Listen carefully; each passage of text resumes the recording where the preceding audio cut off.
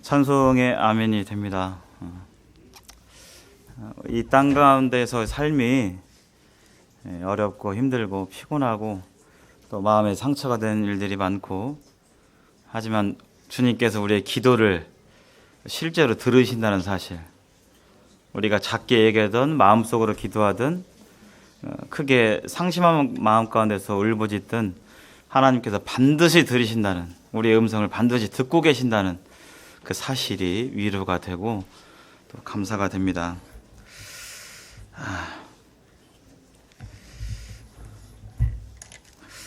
지난 시간 주님께서 주시는 기쁨과 평안에 대해서 이렇게 나눴던 것을 기억합니다. 삶 가운데 여러 가지 어려움과 또 시련과 예상치 못한, 전혀 생각하지 못한 어려움이 우리 삶 가운데 있지만, 우리 마음 중심에 주님이 주인 되어서 또 주님이 주인으로 인정받으실 때 그런 환경이 우리 마음을 어떻게 할 수 없는 그런 기쁨과 평화를 누릴 수 있음을 교훈받았습니다. 한번 여쭙겠습니까? 있습니다. 성도님들, 현재 지금 기쁨과 평안 하십니까? 네. 기쁘셔요? 네. 다시 한번 여쭙겠습니다. 성도님들, 혹시 기쁨과 평안이 넘치십니까? 네. 아까는 평안이 있으셨냐고 여쭤봤고요. 넘치셔요? 네. 네. 주님이 바라시는 삶은 그런 삶입니다. 넘치는 삶. 우리 안에는 그런 게 없죠. 우리는 그런 게 없고, 주님이 공급해 주셔야 우리 안에서 샘솟고 그게 흘러나와서 이렇게 전하게 되죠. 오늘은 구원받은 이후에 삶에 대해서, 구원 이후의 풍성한 삶에 대해서 교제를 나누고자 합니다. 흔히 출애굽을 구원에 비유하죠.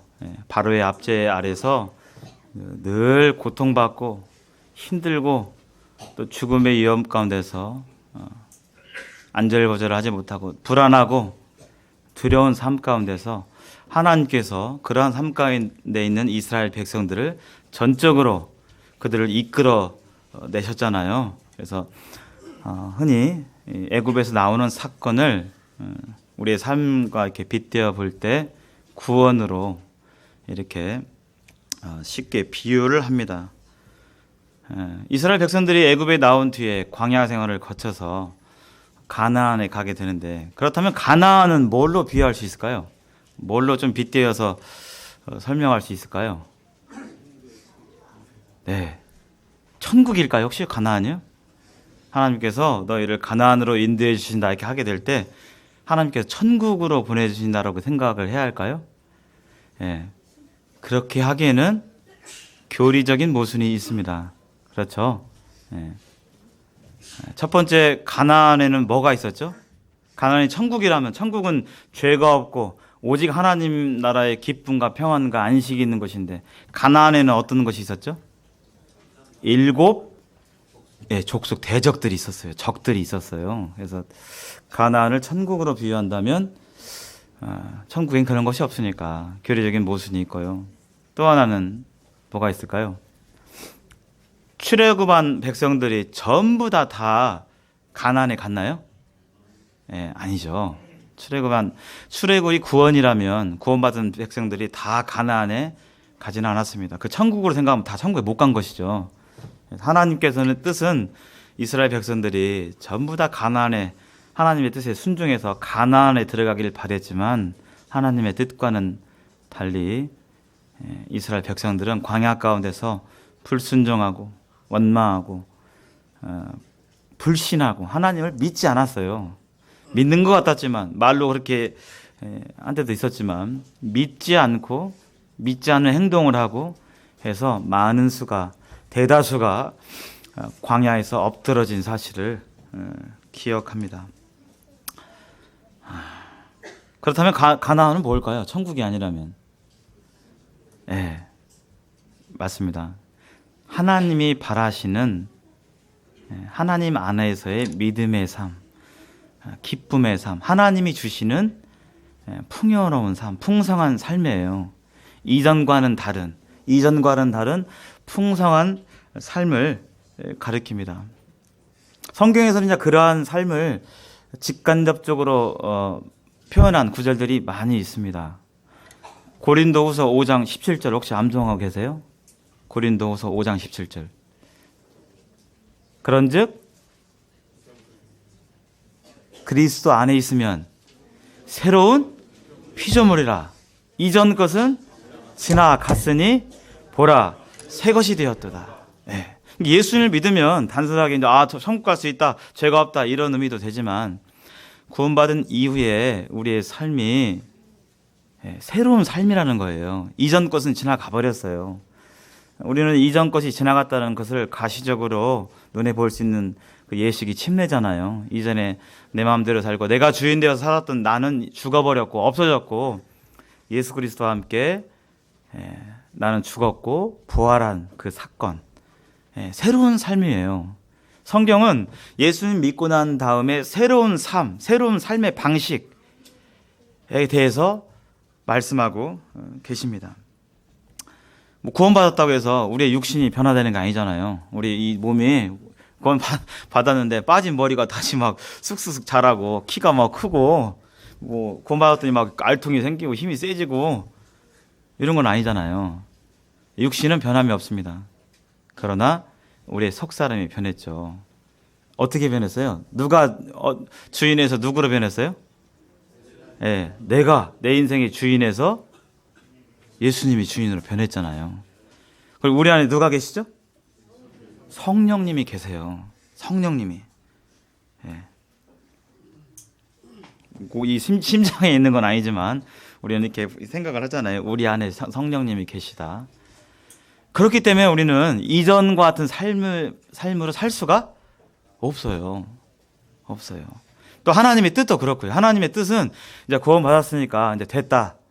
이제 뭐 하던 대로 살아라. 여기 아니라 하나님이 바라시는 그 삶이 있고 그것은 옥죄고 뭐 이렇게 종속되고 무슨 이렇게 힘들게 사는 그런 삶이 아니라 풍성한 삶, 그것을 가리킵니다. 또 성경에서 또 얘기하고 있죠. 성경에 말하고 있는 풍성한 그 새로운 삶, 이전과는 다른 삶을 얘기하고 있고 또 하나는 요한복음 10장 10절에 이런 말씀이 있어요.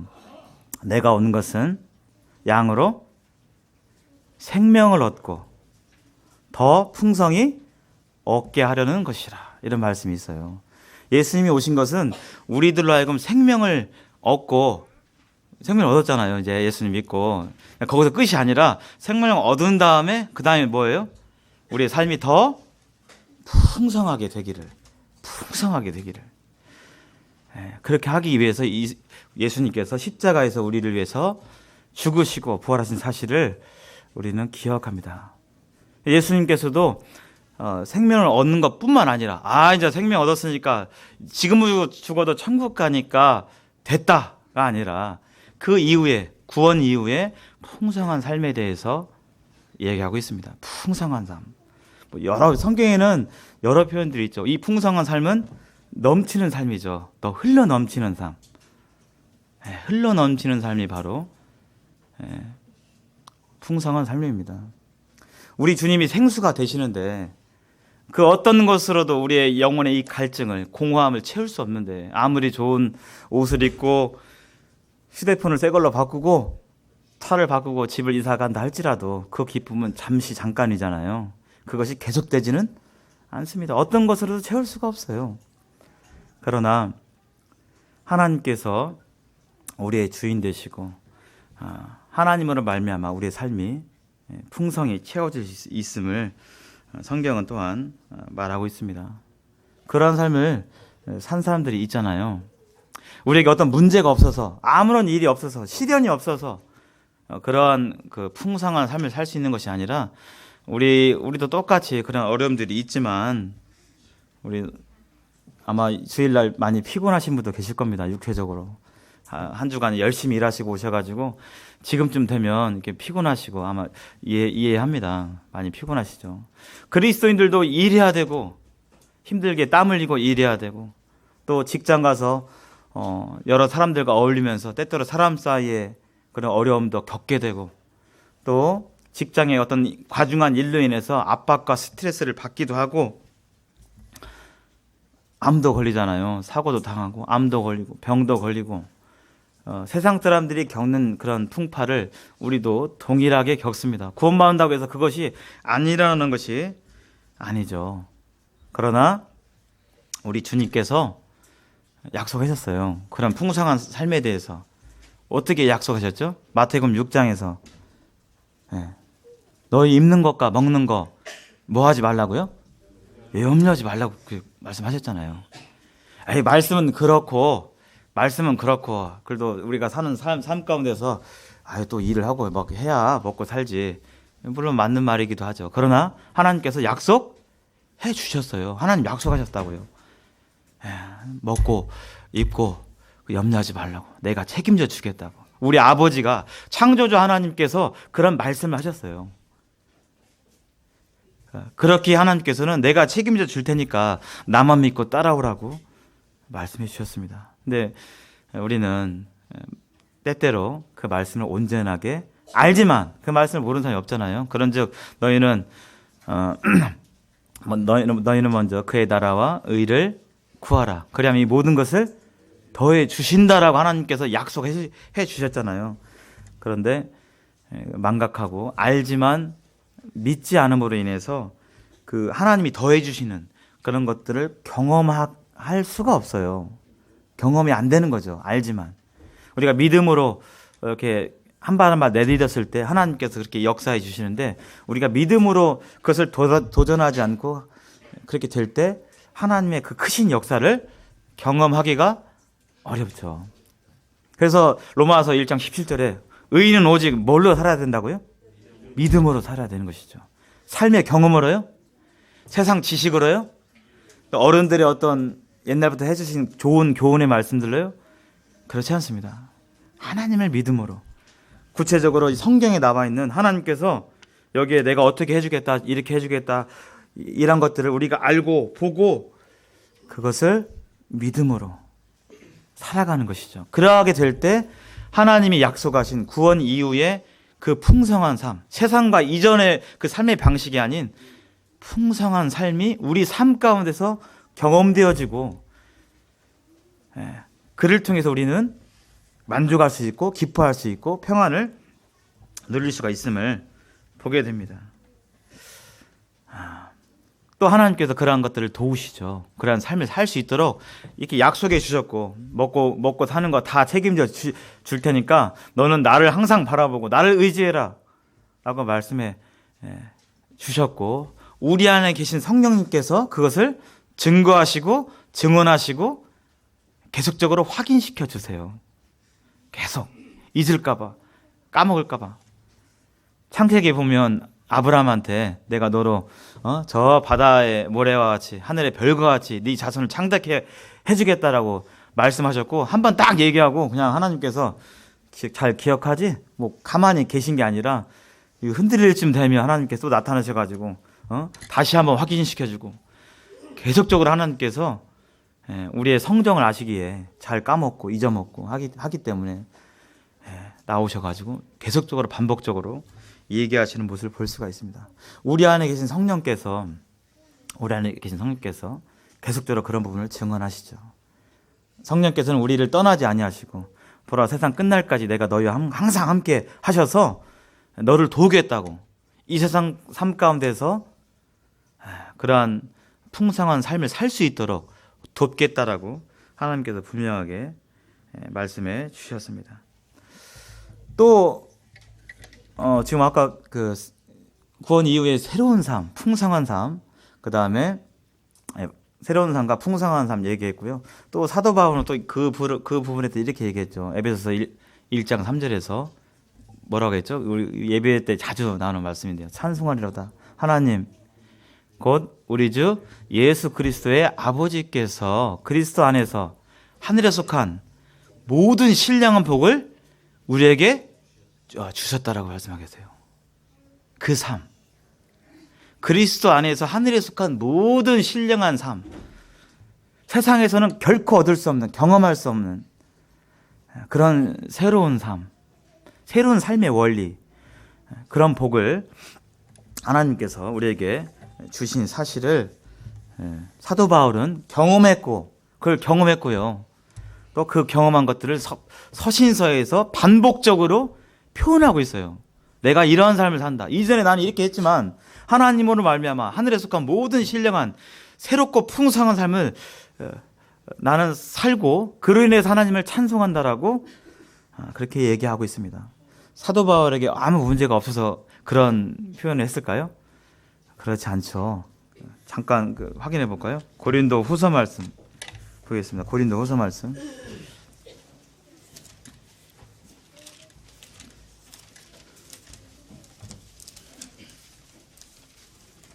고린도후서 1장 한번 보시겠습니다.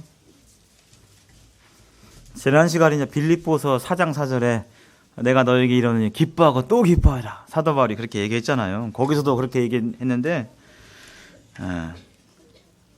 1장 3절 한번 보실까요? 찬송하리로다. 바울이 찬송했어요. 그는 우리 주 예수 그리스도의 하나님이시요 자비의 아버지시요 모든 위로의 하나님이시며 우리의 모든 환난 중에서 우리를 위로하사 우리로 하여금 하나님께 받는 위로로서 모든 환난 중에 있는 자들을 능히 위로하게 하시는 이시로다. 그리스도의 고난이 우리에게 넘친 것 같이 우리가 받는 위로도 그리스도로 말미암아 넘치는도다. 6절 우리가 환난 당하는 것도 너희가 위로와 구원을 받게 하라는 것이요 우리가 위로를 받는 것도 너희가 위로를 받게 하라는 것이니 이 위로가 너희 속에 역사하여 우리가 받는 것 같은 고난을 너희도 견디게 하느니라. 이렇게 하면서 기쁜데 찬송과 기쁨이 있는데 그것이 어떤 중에 있었냐면 환난과 고난과 어려움 가운데서 하나님이 우리를 위로하시는 그 신앙의 경험으로 인해서 하나님이 주시는 그 위로 속에서 기뻐함을 볼 수 있어요. 그 환난이 없어지고 지금 나를 때리고 죽이고 하는 뭐 이런 어려움들이 없어지고 궁핍함과 이런 위기가 없어서가 아니라 없어서 지금 이제 없어서 더 기쁩니다. 하나님을 찬송합니다가 아니라 사도 바울에게 그런 환난과 고난이 있었죠. 8절에 그런 고난이 잘 나와 있네요. 8절 한번 보실까요? 형제들아 우리가 아시아에서 당한 환난을 너희가 모르기를 원하지 아니하노니 힘에 겹도록 심한 고난을 당하여 살 소망까지 끊어지고 이제 죽었구나. 막막하구나. 어떻게 하지? 견딜 수가 없구나. 그러한 상황 가운데 있었고 우리는 우리 자신이 사형 선고를 받은 줄 알았으니 이 바울의 이 고난이 얼마나 극심하고 어려웠으면 이런 표현을 썼는지 우리로 받았으니 이는 우리로 자기를 의지하지 말고 오직 죽은 자를 다시 살리시는 하나님만 의지하게 하심이라. 이렇게 돼 있죠. 바울의 형편이 잘 나와 있잖아요. 바울은 알았어요. 그것을 하나님의 왜 이런 시련을 주시지? 고난을 주시지? 어려움을 주시지? 왜 이렇게 힘들지? 내 심령이 견딜 수 없는 어려움이 있지? 근데 바울은 그것을 하나님께로부터 알았어요. 왜냐하면 거의 9절이 잘 나와 있죠. 뭐 하게 하시기 위해서요? 하나님만 의지하게 하기 위해서. 우리는 하나님만 의지하지 않게 될 때 우리의 심령이 방황하고 어려울 수 있습니다. 누구든지요. 우리의 신앙은 매일매일의 신앙의 경주인데요. 어제 그런 신앙의 승리의 삶을 살았다 할지라도 오늘 하나님을 의지하지 않고 하나님을 생각지 않고 하나님을 최우선적으로 여기지 않는다면 우리 마음 가운데 공허와 허무와 이런 것들이 있음을 이렇게 보게 됩니다. 하나님의 뜻은 그것이죠. 그래서 하나님 안에서 구원받은 이후의 신령한 삶은 하나님을 우리가 구원받을 때 처음 구원받을 때 나 같은 자를 위해 십자가에서 죽음 당하신 그 예수님이 고맙고 감사하고 그 사랑 때문에 천하를 다 가진 것 같고 세상을 다 가진 것 같고 하는 그런 그 감정과 느낌과 그 마음이 있었잖아요. 또 그 마음을 기뻐하시고 구원받은 이후에도 그 하나님의 그 한 분만으로 만족하고 하는 그런 마음을 하나님만 의지하기를 바라는 마음을 하나님께서 갖고 계십니다. 일부 예배 때 오늘 한 형제님이 이런 고백을 하셨어요. 하나님 한 분이면 됩니다. 하나님 한 분이면 됩니다.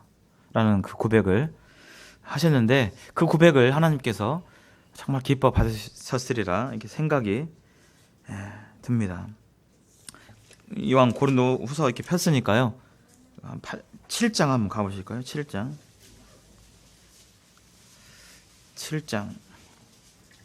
바울이 당한 그 어려움이 있었어요. 시련이 있었고 그 가운데서 바울은 신앙의 이 새로운 풍성한 삶 가운데서 감사할 수 있었습니다.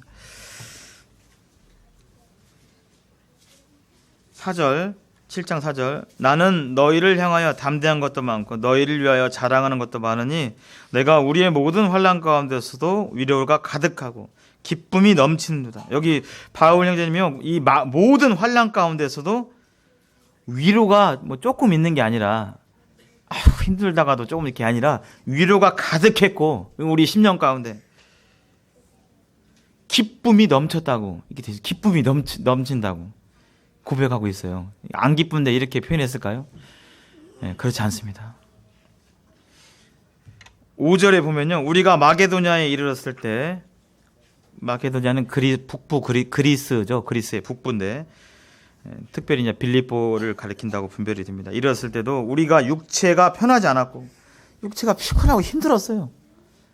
그냥 아프고 그냥 어른들 얘기하죠. 삭신이 쑤시고 안 아픈 데가 없고 약을 먹어야 되고 그때는 약은 없었지만 여튼간에 사방으로 환난을 당하여 야, 한 군데 난 피할 곳이 없어요. 여기로 가도 어려움이고 일로 가도 어려움이고 집에 가도 힘들고 밖에서도 힘들고 편히 쉴 수 없는 밖으로는 다툼이고 안에서는 두려움이 있었고 두려움과 어려움이 있었고 이러한 부분들이 있었습니다. 우리는 이런 가운데 이러한 환난과 어려움과 시련이 닥치게 되면 일반적으로 낙심하기 어렵죠. 우리에게 늘 그런 문제가 있습니다. 우리 학생들이라고 없을까요? 어린 아이들이라고 없을까요? 제가 학교에 있잖아요. 아이들 고민 많습니다. 정말 많아요. 찌까는 것들이 뭔 고민이 있냐 하겠지만 고민이 나름대로 있어요. 힘들고 살기 싫다 막 이런 애들 많아요. 특히 더 살기 싫다, 죽고 싶다. 근데 그게 진짜 애들이 그냥 뭐 장난을 하는 소리가 아니라 진짜 그런 소리가 있어요. 네가 무엇을 한다고 살기 싫어 이렇게 하기 쉽지만 있습니다. 어려움이 있어요. 친구 때문에 어렵고요. 친구 관계 속에서 어렵고 친구가 괴롭혀서 어렵고 공부 못해서 어렵고 뭐 여러 가지가 있어요. 나름대로 아이들은 나름대로 성적 문제가 있고 또 지나갈 때가 되면 그런 압박 때문에 스트레스가 있고 어려움이 있고 고민이 되고 또 청년 때는 이성 문제도 있고 진로 문제도 있고 직장을 얻기 위해서 고민하고 또 직장 얻으면 다 해결됩니까? 그렇지 않죠. 또 결혼 문제가 있고 결혼하면 또 다 됩니까? 그렇지 않잖아요. 항상 좋지만은 않잖아요. 아내와 남편과의 관계 속에서 어려움이 있고 그게 더 어려움이 될 수 있잖아요. 저 옆집 아저씨하고 어려움 될 일은 별로 없는데 가깝게 사는 사람들하고 어려움이 생기면 정말 힘들죠. 근데 주님 겪으셨잖아요. 주님 사랑하시는 사람들로부터 배신을 당하셨으니까 뭐 그것도 참 주님은 그 원사이드 사랑이에요. 정말 주님은 정말 이게 헤아릴 수 없는 사랑으로 숫자로 표현하면 1억만큼 사랑하시는데 사랑받는 이쪽에서는 1이나 3 사랑할까요? 그 정도도 아니잖아요. 그 짝사랑 한쪽의 사랑이죠. 근데 주님은요, 그래서 사랑하셨잖아요. 근데 그런 사람들로부터 배신을 당하셨을 때 주님의 마음은 어떠셨을까? 생각해 보면 정말 주님의 받은 그 사랑의 고통 말로 표현할 수가 없겠죠. 그런 문제들이 있습니다. 질병의 어려움이 있고요. 우리 건강에 당장 막 이가 다 썩어버려 이빨 없으면 어떡하지? 병 걸려가지고 이렇게 하면 힘들잖아요. 고민되고 낙심되고. 우리 형제님들께서도 연세가 들면 힘이 떨어지고 뭔가 자꾸 이제 몸에 고장이 나고 그러면 아이고 내가 이제 다 됐나? 막 이런 생각도 들고 여러 생각이 드실 겁니다. 돈 문제 생기면 힘들잖아요. 네. 그런 가운데 낙심되기가 쉬워요. 우리 마음은요. 상하고 깨지기 쉽고요. 사람들 사이에서 어려움 생기면 정말 깨지기 쉬운 것이 우리의 마음입니다. 어제 충만하고 좋았다가도 오늘 그런 일이 생기면 우울해지고 힘들어지고. 낙심이 될 때 어떤 현상이 이렇게 보이나요? 일단 우리 표정이 좋지가 않죠. 얼굴빛이 좋지가 않습니다. 어깨가 축 처지고요. 좋지가 않아요. 또 괜히 이렇게 짜증이 나고 또 괜히 불만이 생기고 우리 마음에 우울한 감정이 들고 교회 섬기는 사역도 좀 무거워지고 옛날에는 그렇게 안 무거워졌는데 갑자기 우리 삶 가운데 그런 낙심이 찾아오고 어려움이 생기면 사역들이 무거워지고 감당하기 어렵다. 좀 놓고 싶다. 이런 마음이 이렇게 들고 뭐 남의 얘기가 아닙니다. 다 저의 얘기입니다. 제 얘기예요. 지금 제 얘기하는 겁니다. 그런 문제가 생깁니다. 기쁨과 평안이 없고 교회를 나오긴 하지만 나와야 되니까 나왔지만 기쁨과 평안이 별로 없고 찬송을 불러도 그냥 맹숭맹숭하고 이럴 수 있습니다. 나는 좀 불행하다고 그런 생각이 좀 들고 이럴 수 있어요.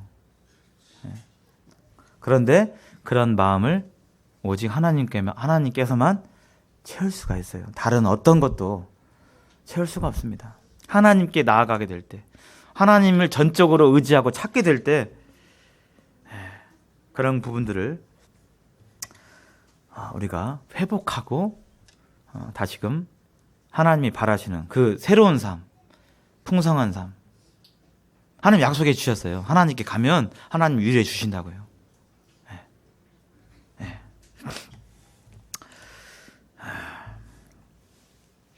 그래서 성령께서 그런 것들을 도우시고 성령께서 그때그때 이처럼 강단 말씀을 통해서 또 성도와의 교제를 통해서 또 어떤 방법을 통해서든 사람을 통해서든지 환경을 통해서든지 말씀을 통해서든지 그렇게 성령께서 자꾸 우리를 이끌어 주시고 위로해 주시고 격려해 주시고 하나님께로 나아가도록 하게 될 때 우리가 할 것은 그렇게 성령이 이끌 때 그냥 우리를 내어드리면 돼요. 내어드리면. 그러면 우리의 마음이 다시금 회복됨을 우리는 경험할 수가 있습니다. 근데 그러지 못하게 될 때 그 하나님의 음성을 들리지만 듣지도 않으려고 하고 또 거부하고 또 하나님 말씀을 오해하고 내 생각 속에 빠지게 될 때 우리는 비록 구원받았지만 천국 가는 데는 어떤 문제가 없지만 우리가 사는 이 땅 가운데서 우리는 낙심과 부정적인 감정과 어려움 속에서 시간을 허비할 수가 있는 것입니다. 잠깐 이스라엘 백성들을 통해서 그 부분도 잠깐 보시겠습니다. 신명기 말씀 보실까요? 신명기 1장 보시겠습니다. 구약성경 260쪽 보시겠습니다. 신명기 1장 20절부터 조금 이렇게 몇 구절 보시겠습니다. 신명기 1장 20절. 신명기 1장 20절은 이제 가나안에 정탐하는 그런 얘기예요. 이 내용이 이제 민수기 13장에서도 같이 나와 있습니다. 우리 성경 탐사 아마 하신 지가 얼마 안 돼서 기억나실 분들 계실 거예요. 신명기 1장 20절 보시면요. 우리가 구원 이후에 하나님께서 이런 풍성한 삶을 살기를 모두가 다 살기를 이렇게 바라시는데 그러한 삶을 방해하는 그런 요소들이 여기에 이렇게 잘 나와 있는 것을 보게 됩니다. 하나님의 뜻은 일단은 모든 이 출애굽한 백성들이 가나안에 들어가는 것이었고 가나안에 들어가게 될 때 하나님께서 그냥 들어가라. 내가 그 땅을 차지하게 해주시겠다고 약속해 주셨어요. 이미 약속을 했어요. 네가 잘하면 이길 거고 이게 아니라 가나안에 들어가면 약속해 주시겠다라고 하셨습니다. 그럼 어떻게 해야 되죠?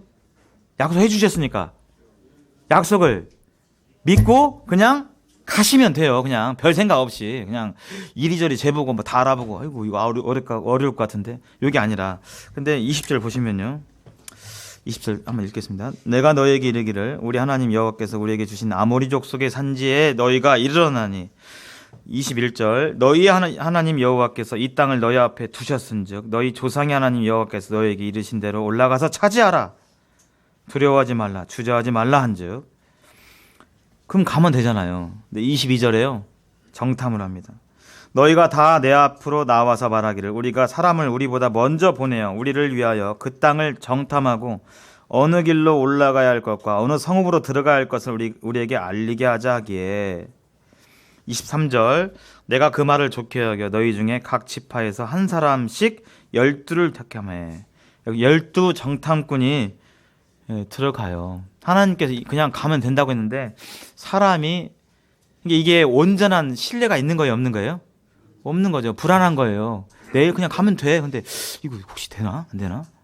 이 불안감이 있는 거예요. 그래서 알아보고 확인해 보는 거죠. 자꾸. 그냥 순종하면 되는데. 26절 거기서 봤더니 이제 보고 이제 뭘 봤잖아요. 봤는데요. 결과가 달라집니다. 26절 그러나 너희가 올라가기를 원하지 아니하고 너희 하나님 여호와의 명령을 거역하여 장막 중에서 원망하여 이르기를 여호와께서 우리를 미워하심으로 아모리 족속의 손에 넘겨 멸하시려고 우리를 애굽 땅에서 인도하여 내셨도다. 우리가 어디로 가랴? 우리의 형제들이 우리를 낙심하게 하여 말하기를 그 백성은 우리보다 장대하며 그 성읍들은 크고 성곽은 하늘에 닿았으며 우리가 또 거기서 안악조선을 보았노라 하는도다. 이제 거기서 보고 등치가 엄청 크고 거기를 보고 와서요 그냥 겁에 질려버렸어요. 문제가 생겼어요. 이 동일한 내용이 여기 신명기에 이렇게 나와 있습니다. 여기 그 성경에 요 띠 있죠? 요걸 한번 손을 넣으시든지 띠를 넣으시고요. 신명기 13장 한번 보실까요? 앞쪽으로 한 몇 장 넘기셔서요. 민수기 13장.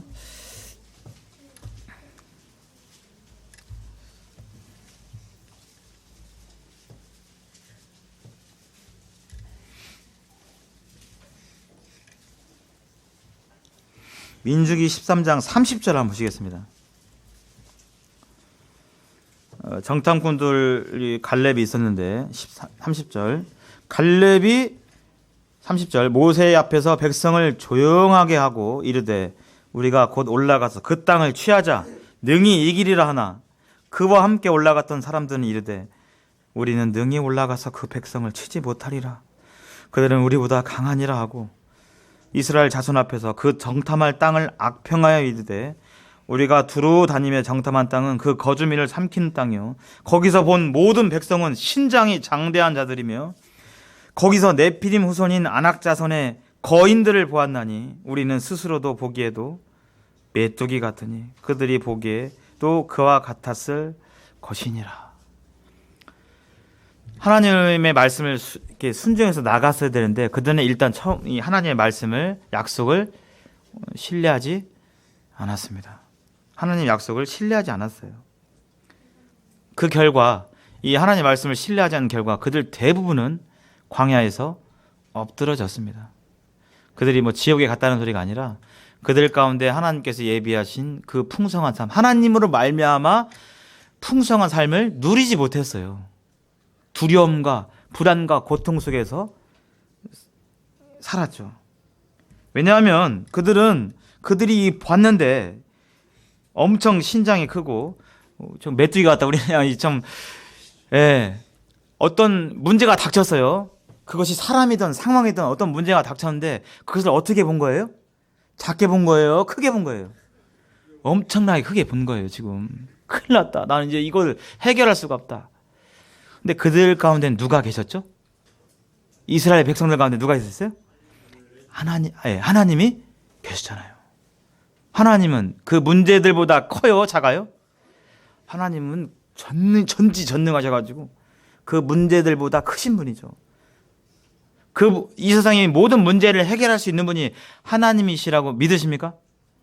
네. 하나님은 어떤 문제든지 해결할 수 있고 또 하실 수 있습니다. 이스라엘 백성들은요, 하나님을 먼저 보지 않았어요. 뭘 먼저 봤어요? 네, 문제를 먼저 봤어요. 사람을 먼저 보고요.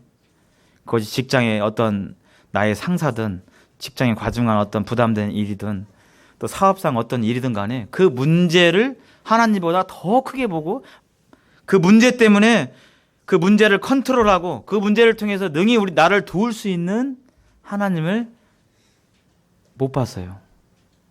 그 결과 그 심령에 어떤 기쁨과 평안이 있었을까요? 없었습니다. 두려움이 있었어요. 불안함이 있었어요.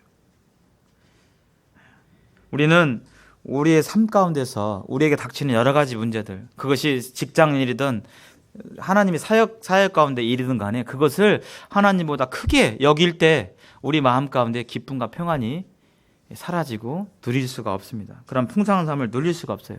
하나님은 그것보다 더 광대하시고 나의 어떠한 상황도 해결해 주실 수 있는 분이라고 우리가 믿고 바라봐야 함을 우리는 이러한 것들을 통해서 볼 수가 있습니다. 여기 스스로 악평을 했고요. 또 14장 1절에 보시면 온 회중이 소리 높여 부르짖으며, 지금 한번 보고 왔어요. 보고 봤더니 그냥 우리는 쬐깐하고 거기는 그냥 나 상대가 안 되는구나, 어떻게 할 수가 없구나, 우리는 끝났다 하면서 온 회중이 소리를 높여 부르짖으며 백성이 밤새도록 통곡하였더라. 네. 여기 지금 사실 통곡할 상황이 아니죠. 하나님께서 어떻게 해주신다고 했죠? 승리하게 해주신다고 했어요? 실패하게 해주신다고 했어요? 네. 그러면 울 이유가 없죠. 근데 울었어요. 그것도 밤새도록. 고통이 얼마나 힘들었을까요? 밤새도록 울었으니까. 한숨도 자지 못하고 고통 가운데 있었죠. 그러나 그것은 신앙 가운데의 울음이 아니라 불신의 울음이었어요. 하나님을 믿지 않으니까 두렵고 힘들고 그런 것이었습니다. 하나님께서는 우리가 그런 힘든 상황에서 하나님을 붙잡으시길 바라고 하나님만 간절히 붙잡기를 하나님은 원하십니다. 2절에 한번 보실까요? 2절. 이스라엘 자손이 다 모세와 아론을 원망하여 온 회중이 그들에게 이르되 우리가 애굽 땅에서 죽었거나 이 광야에서 죽었으면 좋았을 것을 어찌하여 여호와가 우리를 그 땅으로 인도하여 칼에 쓰러지게 하려 하는가? 하나님께 칼에 쓰러지게 한다고 하셨나요? 안 하셨잖아요. 지금 자꾸 하나님의 목소리, 하나님의 음성에 귀를 기울이기보다는 지금 문제와 상황과 사람 가운데서 스스로 지레짐작하고 걱정하고 두려워하고 하고 있는 모습을 보게 되죠. 이것은 구원받기 전에 세상에 있는 사람들도 하게 되는 것이죠. 이게 지금 다른 사람 얘기가 저의 얘기입니다. 다른 사람이 아니라요. 제가 경험하고 실패하고 많이 그래도 한두 번도 아니고.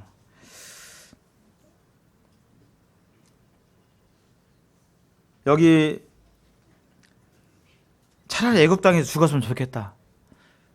흔히 이런 생각을 할 때도 있죠. 흔히는 아니고 어쩌다가 정말 신앙생활이 힘들다.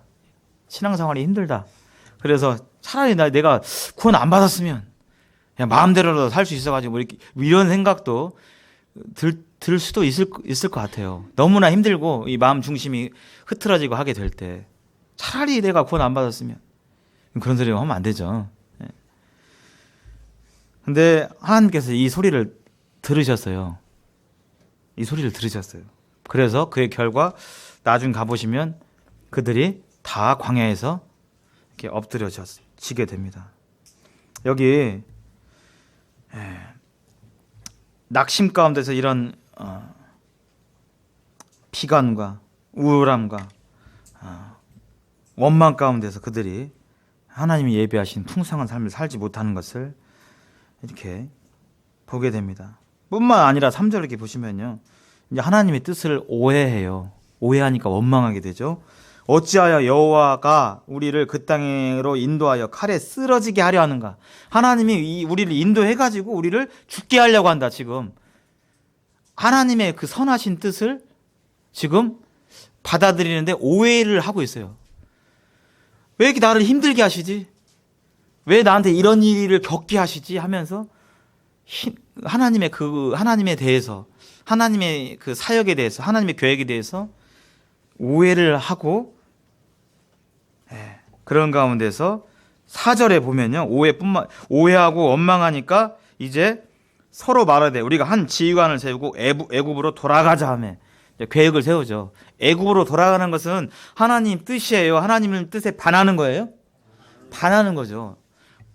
하나님 뜻을 오해하고 원망하고 낙심 가운데 있으면서 계속 있다 보면 이제 하나님에 대해서 돌아서게 되는 그런 마음 가운데까지 이렇게 이르게 되는 것을 보게 됩니다. 실제로 애굽으로 돌아가지는 못했죠. 다 방황해서 엎드려 죽었으니까요.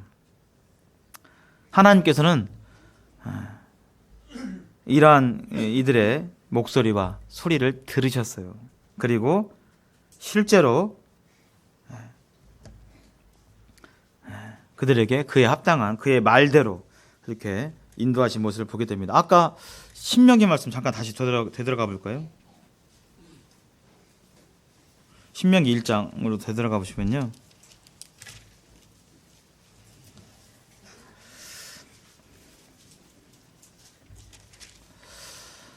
32절 그들의 이 행동 보고 와서 낙심하고 울고 또 왜 하나님께서 우리 이런 일을 겪게 하시지? 힘들게 하시지? 되돌아가야겠다 하는 그 모든 것들에 대해서 하나님께서 평가를 하시는데요. 32절 이 일에 너희가 너희의 하나님 여호와를 믿지 아니하였도다. 하나님 말씀을 믿지 않았죠. 하나님을 불신했어요. 그 순간. 그래서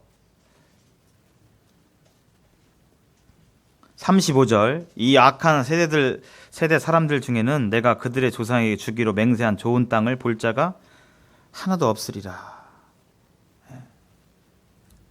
이렇게 말씀하고 계시죠. 34절 한번 보실까요? 여호와께서 여기 한번 같이 읽어보겠습니다. 34절 시작. 여호와께서 너희의 말소리를 들으시고 노하사 맹세하여 이르시되 너희의 말소리를 들으셨어요. 그 소리를 하나님은 다 알고 계시죠. 불신의 이 말을 들으셨어요. 그래서 우리가 예수 그리스도의 피로 말미암아 구속함을 받았지만 우리가 삶 가운데서 하나님의 약속을 믿지 않을 때 알지만 들어서 알고 이해하지만 그것을 믿지 않고 내 생각대로 내 계획대로 내 방식대로 하나님의 약속과 반해서 가게 될 때 우리는 하나님이 위로부터 주시는 그 풍성한 은혜, 하나님의 그 기적적인 기이한 시편에서 그렇게 노래하고 있는 인생에 행하신 그 기이한 일을 인하여 하나님을 찬송할지어다 하는 그 고백을 할 수가 없게 되죠. 우리가 그런 환난과 어려움 가운데서 하나님을 바라보고 하나님만 전적으로 믿게 될 때 하나님의 도우심과 그 선하신 손길을 우리는 경험할 수 있다고 하나님께서 약속해 주셨습니다. 그래서 시편에 그런 시편들이 많이 나오잖아요. 여호와께 감사하라. 그는 선하시며 그 인자하심이 영원함이로다. 시편 107편에도 나와 있고요. 118편에도 나와 있고 시편 135편에도 나와 있습니다. 우리 모임 요새는 잘 안 불려지는데요. 제가 이 찬양을 좋아해요. 짧은 찬양인데 주께 감사하세요라는 찬양 아세요 혹시요? 제가 한번 불러드릴게요. 오래된 찬송인데요. 오래된 찬송가는 아니고요. 오래된 짧은 찬송입니다. 주께 감사하세 그는 선하시며 인자심이 영원함이라.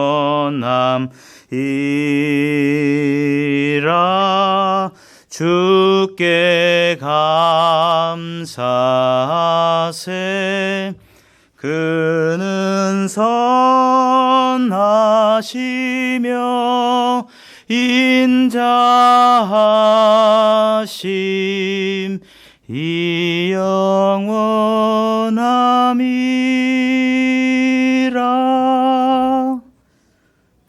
짧죠? 네, 제가 자주 마음속에 불러요. 하나님이 행하시는 모든 계획, 우리에게 겪게 하시는 모든 일들은 하나님 그분 자체가 선하시기 때문에. 그랬잖아요. 하나님께 누가 아들에게 떡을 달라니 돌을 주며, 이런 부모님 안 계시잖아요. 하나님의 그 기쁘신 뜻 가운데서 우리에게 어려움과 시련이 찾아오는 것임을 하나님께서 말씀해 주셨어요. 오해하지 말라고. 하나님의 하시는 것을 오해하지 말라고 말씀해 주셨습니다. 하나님은 언제나 선하시기에 다만 우리가 다 이해하지 못하고 깨달지 못하는 것이죠. 어린 아이에게 너 오늘 예방주사 받으러 가자. 엄마, 왜 나한테 이 삐죽한 쇠로 된 바늘을 제 팔에 꽂으시는 거예요? 그래서 싫어요. 왜 저한테 이런 고통을 주시는 거죠? 근데 그것은 결론적으로 그 자녀를 위한 것이죠. 근데 우리는 그것을 잘 알지 못하기 때문에, 우리는 몇 가지 것밖에 보지 못하기 때문에 우리는 쉽게 오해하고 하나님에 대해서 쉽게 오해하고 생각하고 판단하게 됩니다. 마지막으로 아까 신명기 말씀 거기 한 구절만 더 보겠습니다. 신명기 1장 30절에 30절 한번 보실까요? 그들은 하나님을 불신했을 뿐만 아니라 또 하나 우리가 기억해야 할 것은 30절 31절 읽겠습니다. 너희보다 먼저 가시는 너희의 하나님 여호와께서 애굽에서 너희를 위하여 너희 목전에서 모든 일을 행하신 것 같이 이제도 너희를 위해 싸우실 것이며 광야에서도 너희가 당하였거니와 사람이 자기의 아들을 안는 것 같이 너희의 하나님 여호와께서 너에게 걸어온 길에서 너희를 안으사 이곳까지 이르게 하셨느니라 하나. 그들을 그때까지 인도하신 하나님의 모든 기적과 이적, 하나님의 그 아들을 안음같이 돌보신 모든 것들을 싸그리 잊어먹었어요. 잊어먹고 하나님을 불신하고 하게 됩니다. 우리가 시험과 어려움 가운데서 낙심할 수 있습니다. 그러할 때 하나님께서 나를 어떻게 돌보셨는지, 지금까지 어떻게 먹이시고 입히시고 나에게 어떤 은혜를 주셨는지를 찬찬히 생각해 보시면 한 번도 하나님은 나에게 그처럼 나를 악하게 대하신 적이 한 번도 없으신 것을 우리는 기억하게 됩니다. 이스라엘 백성들은 이것을 잊어먹었어요. 한번 생각해 보시기 바랍니다. 세상에서 태어나서 지금까지 이 자리에 앉아있기까지 하나님께서 우리에게 어떠한 은혜를 주셨는지, 물론 그 가운데 시련도 있었죠. 어려움도 있었습니다. 그러나 시련만 있었던 건 아니고 하나님께서 우리에게 주신 은혜와 복이 있었어요. 우리 각자에게. 한번 생각해 보시기 바랍니다. 오늘 이 이스라엘 백성들을 통해서 하나님이 바라시는 것 딱 한 가지. 신앙의 원리가 복잡하고 심한 원리가 있는 것이 아니라 우리는 매일매일 오늘뿐만 아니라 또 내일 시작되는 우리의 일상 속에서 하나님만 첫째로 의지하고 하나님께 감사하고 또 하나님을 첫째로 위하는 그 마음 중심 가운데 있게 될 때 하나님께서 우리에게 충만한 마음을 주셔서 우리가 여러 당하는 시련과 어려움 속에서 우리 심령을 지키고 우리가 하나님으로 말미암아 감사할 수 있고 기뻐할 수 있음을 우리는 이 말씀을 통해서 교훈받게 됩니다. 혹시 이스라엘 백성이 행한 이러한 하나님의 은혜가 잘 기억나지 않고 우리 마음 가운데 원망이 있고 하나님에 대해서 오해하고 있는 부분이 있고 또 시련 가운데서 낙심되고 그런 부분들이 있으시다면 하나님께 나아가고 그렇게 될 때 하나님께서 반드시 우리의 심령을 위로해 주시고 우리에게 힘을 주시고 제가 이렇게 지내보니까요 그렇더라고요. 우리가 하나님을 인식하게 될 때 우리는 문제에서 벗어날 수가 있습니다. 만약에 제 아들이 아직 그런 적은 없습니다. 근데 저는 기록이 있는데 제 아들이 1학년인데 2학년인데 저기 막 5학년 형이 너 이리 와봐. 너 돈 있어 없어? 없어요. 이 녀석이 돈 좀 갖고 다녀. 탁 때리고 이렇게 협박하고 너 내일 이 시간 이 자리 나와. 안 나오면 알지? 이렇게 해가지고 협박해가지고 막 울상이 돼가지고 막 울면서 집에 와가지고 어떻게 했는데 그냥 무섭고 그냥 때리고 나 때리고 그냥 내일 또 오라고 했는데 안 하면 막 또 교실 찾아올 거고 그냥 울고 있는데 어떻게 하면 돼요? 누구한테 일르면 돼요? 네, 저한테 일르면 되죠. 그건 그러냐? 몇 시라고? 1시 반? 알았어. 자 누구? 쟤? 네, 그러면 뭐 그 나쁜 그 형이 안 온 건 아니죠. 거기 그대로 있죠. 근데 아버지와 함께 가면 두려워할 이유가 있나요? 없어요. 제가 가면 제가 좀 키는 작지만 5학년은 이길 수 있잖아요. 아직 제가 5학년 맡아봤는데요. 저 힘으로 이길 수 있는 애는 지금까지 못 봤습니다. 제가 가면 누가 그랬어? 누구야? 누가 그랬어? 지금 쟤야? 바로 해결이 끝나죠. 하나님 그러한 분이십니다. 마지막으로 한번 따라 해보시고 우리가 눈 감고도 기도하지만 눈 뜨고도 하나님께 고백할 수 있죠. 한번 몇 가지 문장 따라 한번 해보시고 마치겠습니다. 따라 보실까요? 주님이 나의 삶의 주인이십니다. 주님은 언제나 선하시고